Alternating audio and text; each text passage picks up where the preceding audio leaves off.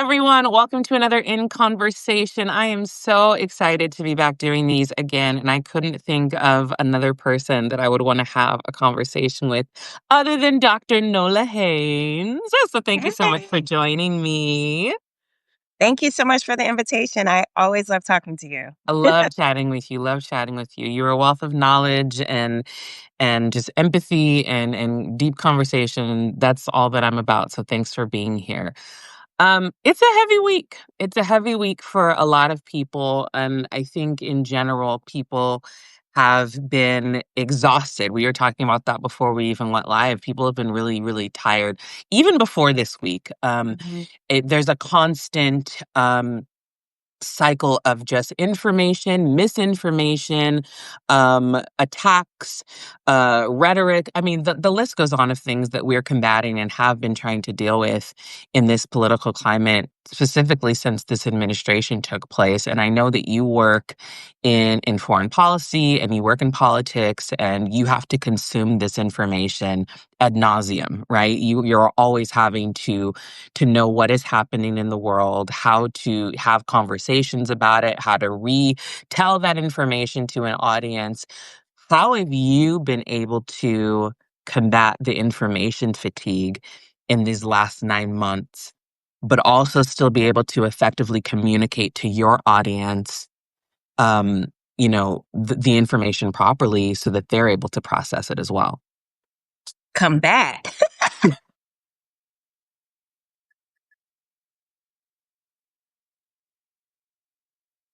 You're like, I that's want to be not in what bed right now. Like, what you talking about? Come back.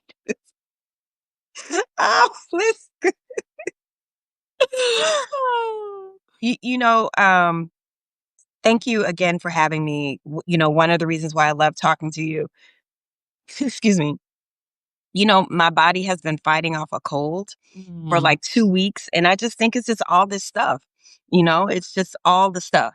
But hey, Devontae, um, you know, like you said, I work in foreign policy. So for me, a lot of my nights go into like 3, 4, 5, 6 because I'm up when other parts of the world is up. So, Yeah. We started this week off with Russian drones in Poland, right? Right. Um, and that's pretty much been completely out of the news cycle because everything else that's happening here domestically. But Yeah.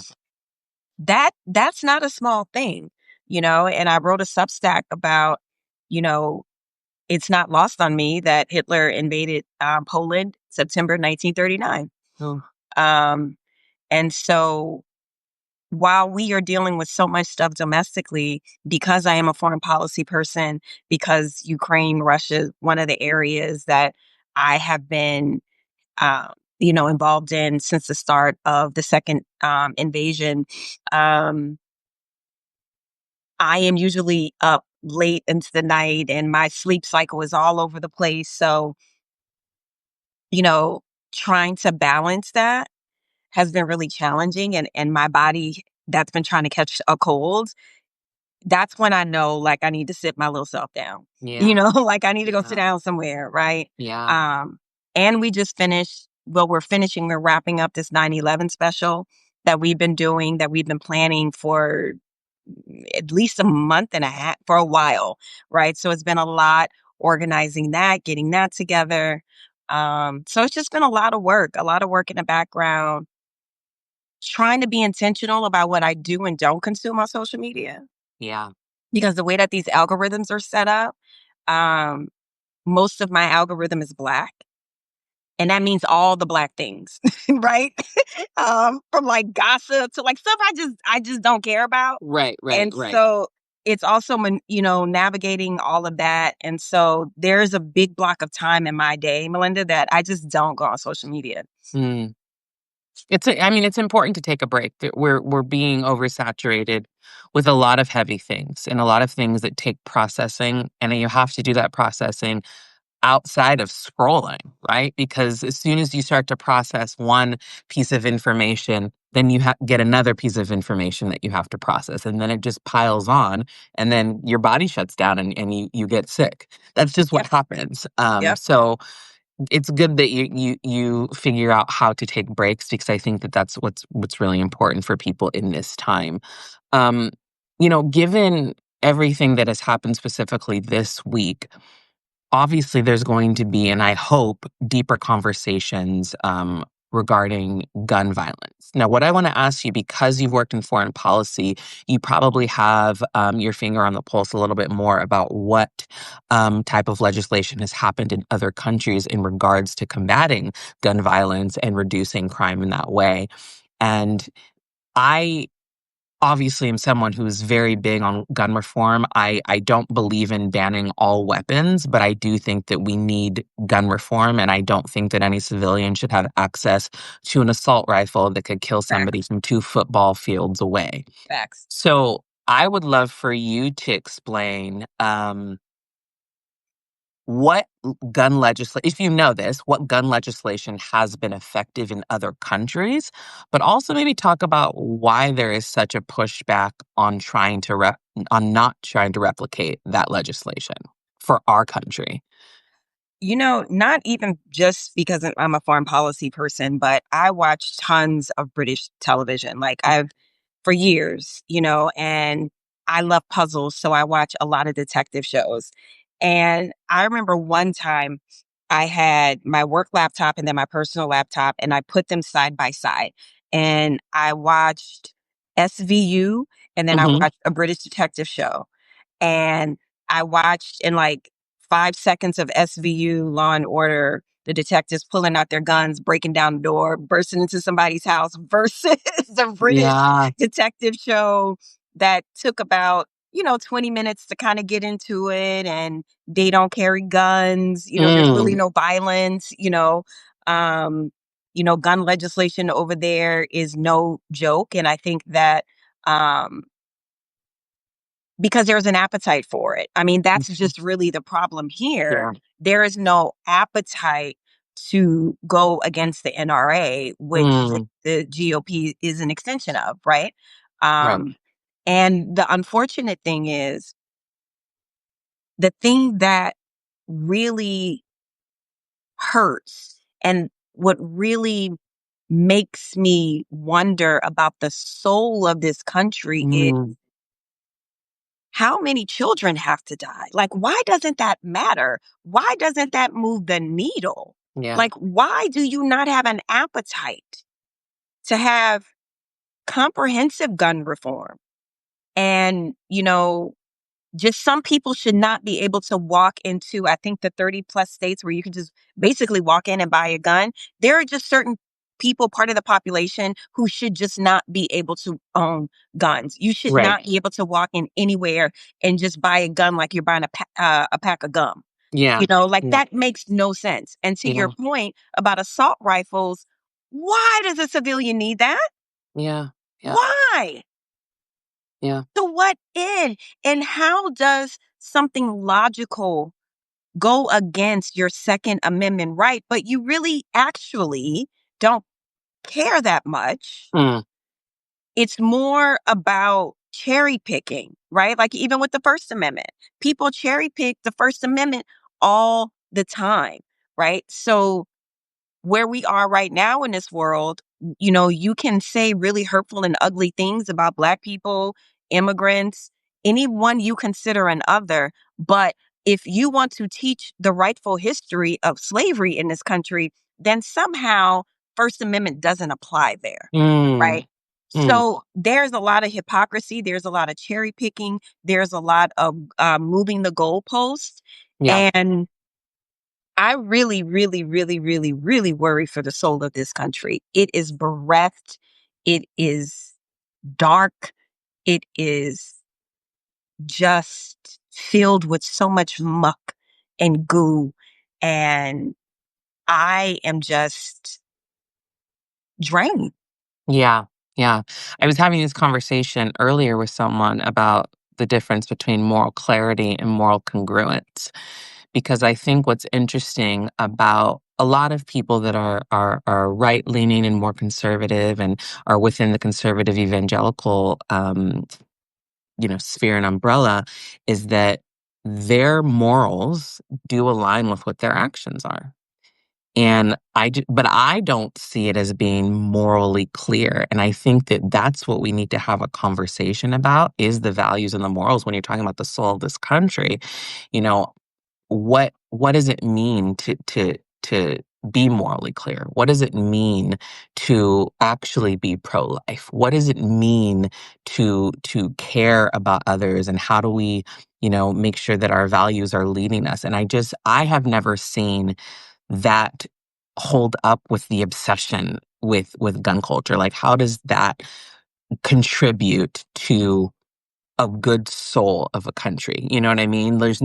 I can't find a really good faith argument that would make me believe more access to guns breeds anything positive.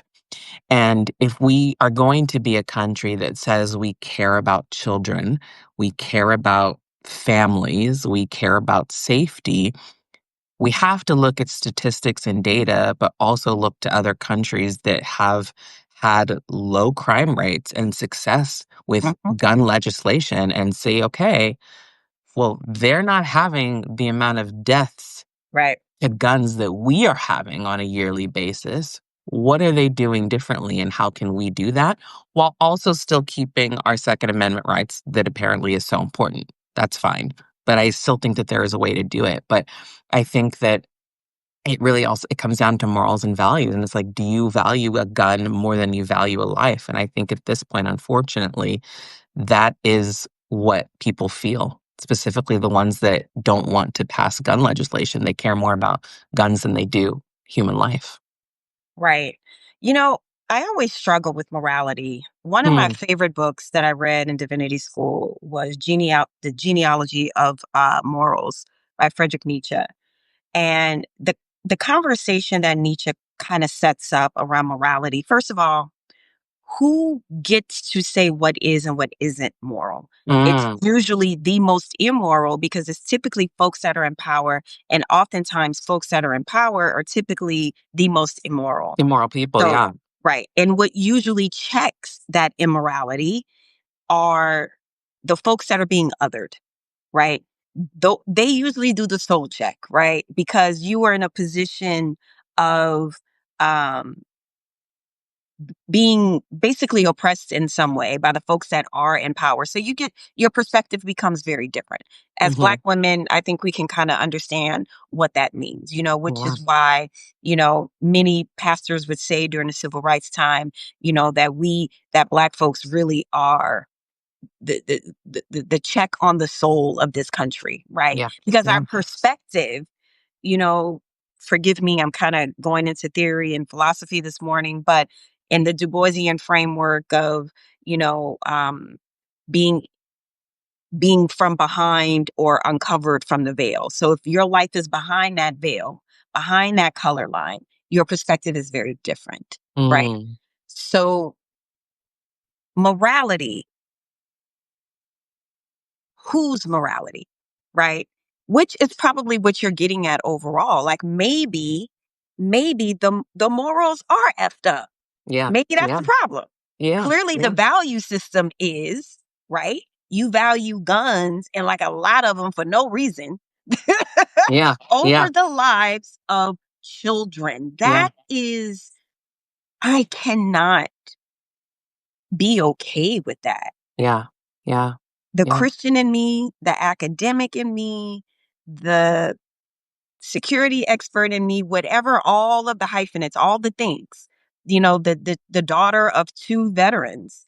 And my parents were very adamant, Malynda, about me not um knowing anything about guns. Like they Mm, felt very strongly about that. My daddy did two tours in Vietnam. Like, taking somebody's life, that's no joke. So yeah. that's the type of household that I grew up in. Like, you're not about to play with guns because you Right. put one in your hand, you clearly have you want to use it. It's not a toy, Right. right? Yeah. Yeah. So that's kind of like my thinking with all of this. And I think last night on Roland Martin, we were having this conversation and somebody had mentioned, you know, people really thought that Sandy Hook would be an inflection point, Hmm. and it wasn't. And it wasn't. It wasn't at all. That is disgusting. Yeah. Yeah. Yeah. Because when for me, I mean, yes, we know that the definition of pro-life is supposed to be that you don't believe in abortion, but if we're talking about life, why does that not extend to these babies that are being killed in their place of learning? Mhm. We have to be pro their life, pro allowing them to live. And we're Pro-life not that is here. that is here Yeah, on earth, yeah, that wants to be Superman or princess or whatever. right. And we're not setting up enough, we're not fixing the system enough to protect that life. And so it's very frustrating for me because I don't think it's not I don't think it's like a difficult thing. I don't think it's super easy. I think that there are probably some things that we'd have to figure out. But again, you have examples where it's working.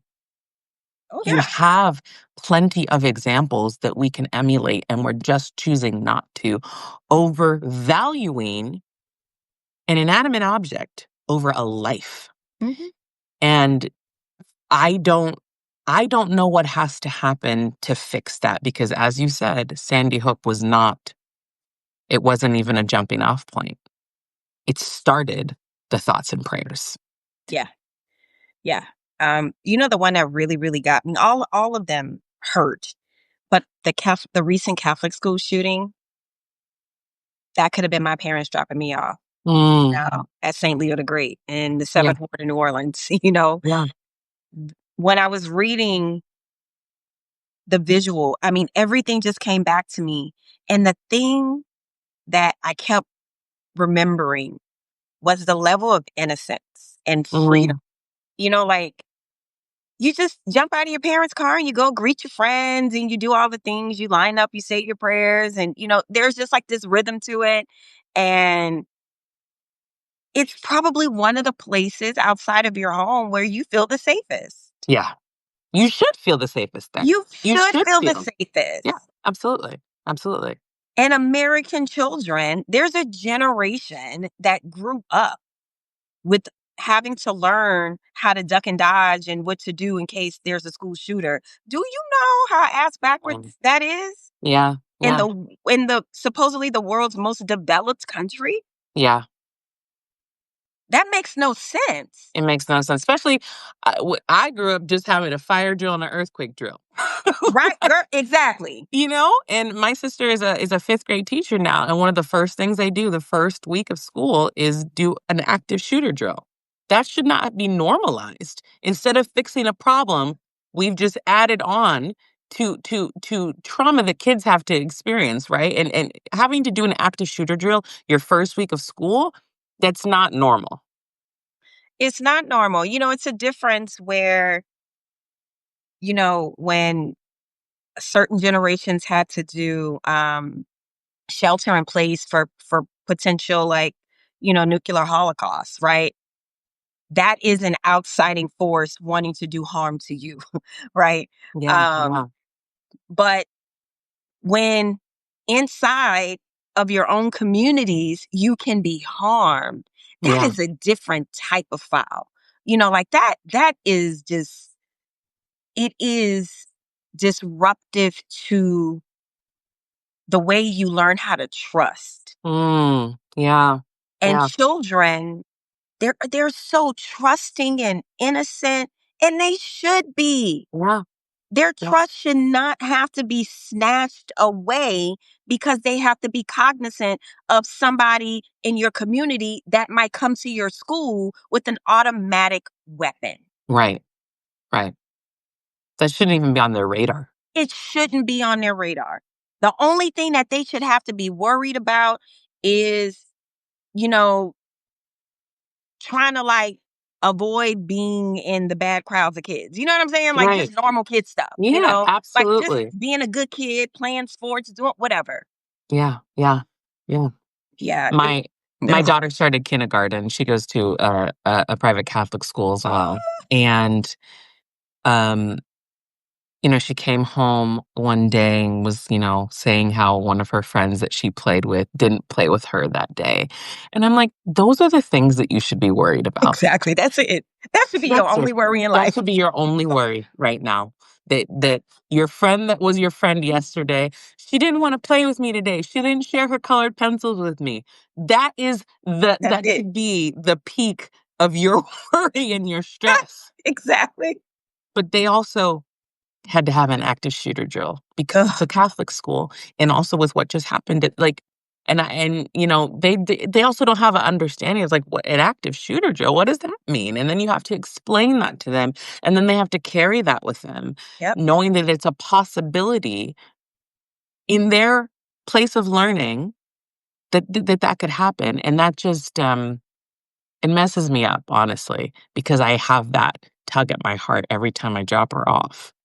That worry, and I don't wanna have to have that worry. Our parents didn't have that worry. Mm, That was not even a part of our lives mm. back then when we were in school, like, No, that just but wasn't even a part of the conversation, and now it's the top of the conversation, and I just don't think people realize that, and I will say this before we wrap up, because I have a final question for you. Mhm. The one thing I will say that I hope people take account of with what happened on Wednesday is the horrible video that was posted of him being assassinated.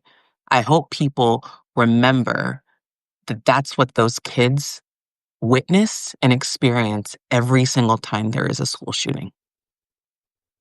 Every single time. And for young kids to have that be a normal part of their life or worry, we have to do something about it. Um, but my final question for you is, because this is called hashtag We Need to Talk, my Substack. What is something you think that we should be talking about that we're not talking about enough of? That's a great question. Mm, One of the things that's been on my mind since that night in November in 2024 is